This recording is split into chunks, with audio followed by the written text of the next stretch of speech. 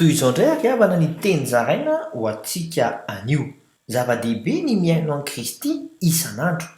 tandremo ary sao be irehana araka voasoratra ao amin'ny Luka toko 10 andiny faharaka amby 20 mivaky toy izao amin'ny anaran'i Jesosy hoe